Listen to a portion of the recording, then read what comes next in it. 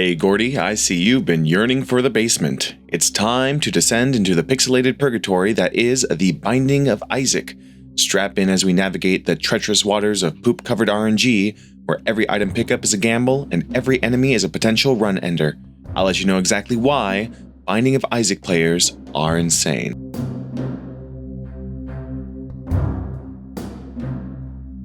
The RNG, our fickle overlord. Praise its name, or it may damn you to oblivion, Gourdy. It's the digital dice roll that can bless you with a brimstone or burden you with a bean. It's like a box of chocolates, but instead of chocolates, it's full of troll bombs and disappointment.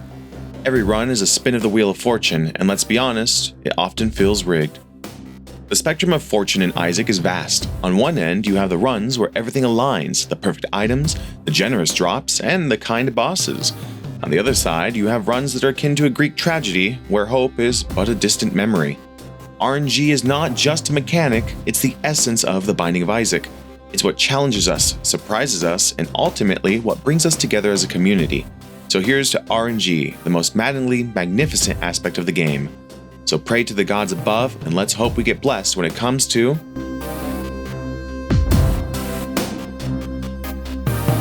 the lifeblood of every run in the Binding of Isaac is the items. These pickups are arguably the most important part of your run, and they can make or break your journey. Items like Magic Mushroom or Polyphemus can elevate your damage to celestial levels. But beware, with great power comes great, chances of getting overconfident and walking into a fire.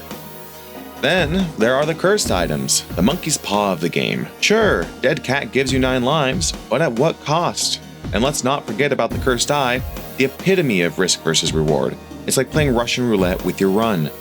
Oh, and though it's not cursed, I want to give special mention to the Whiz, an item that basically ruins every single one of my runs. I despise this item, and if I ever get it in one of my treasure rooms, I have to summon up all of the Zen in my soul to not restart the run. But frustration aside, the beauty of Isaac's runs lie in the synergies of its items. When the stars align and you get that brimstone mixed with that Tabby's head combo, you feel unstoppable. It's like the game is whispering, "Go forth, my child, and conquer." The RNG in the game may leave you with a bean at times, but once it dishes out that sacred heart, you know that you can surely handle.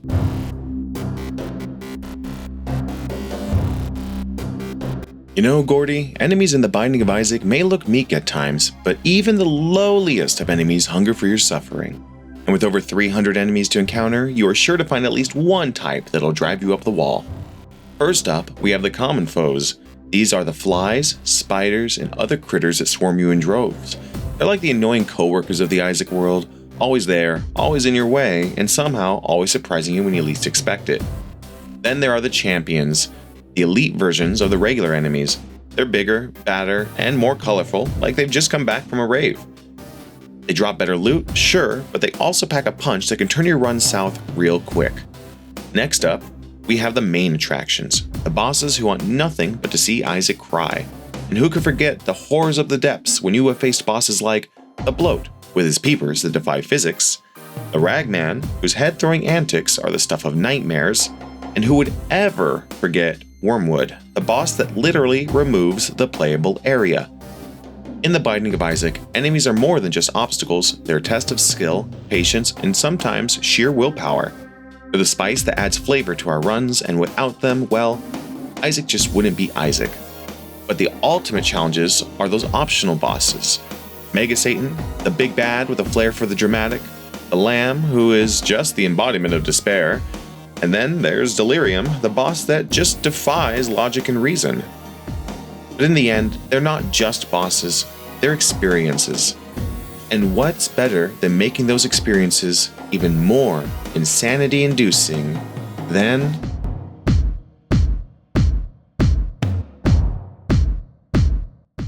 in the Binding of Isaac, the completion marks are the badges of honor that adorn your save file. Each one is a testament to your skill, determination, and occasional good fortune. Earning completion marks is no walk in the park, it's a journey fraught with peril, where every decision can lead you to glory or doom. From defeating Mom's heart to conquering Hush, each mark is a story of a battle hard fought and won. Completion marks come in a normal and a hard variety, so you must beware, Gourdy. If you earn a completion mark on normal, you're going to have to do it all over again on hard to get that coveted red outline. But luckily, if you earn the hard completion mark first, you will get the normal one as well. The struggle for these marks is real. It's a grind that can test the limits of your sanity, but when you finally achieve that full set of marks, it's a moment of pure euphoria. It's the game's way of saying, you did it. You're one of the greats. In the end, completion marks are more than just achievements. They're a reflection of the time, effort, and the love that we poured into the Binding of Isaac. They're a reminder of the challenges we've overcome and the community that's been with us every step of the way. Speaking of brain-melting difficulty, we can't forget to cover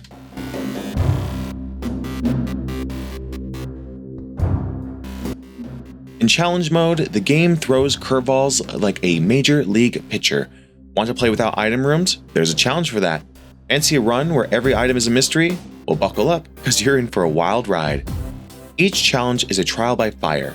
They have names like Dark Was the Night and Head Trauma, and they live up to their ominous titles. These are the runs where you earn your stripes, where you transform from a basement dweller to a dungeon conqueror. But it's not all pain and no gain.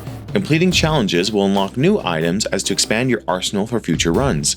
It's the game's way of saying, thanks for playing my twisted game, here's a toy. Challenge mode is the Binding of Isaac at its most sadistic and its most rewarding. It's a mode that tests your skill, patience, and sometimes your sanity.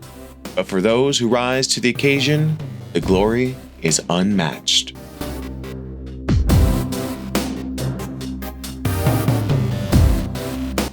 So, my fellow Isaac enjoyers, embrace the chaos, the absurdity, and the sheer insanity that this game throws at you. For the die-hard fans, The Binding of Isaac is more than a game. It's a paradoxical blend of agony and ecstasy. At its core, The Binding of Isaac is a masterpiece of masochism. It's a game that will challenge you, push you to your limits, and will reward your perseverance with fleeting moments of glory. Remember, it's not about the destination, it's about the journey, and how many tears you cried along the way. So hit that like button if you've ever been betrayed by the RNG gods, leave a comment about your craziest Binding of Isaac run, and if you haven't subscribed, consider doing it so you can join the ranks of my lovely, lovely subscribers and save me from a boss battle with the Pumpkin Council. Until next time, Gourdy, stay lovely out there.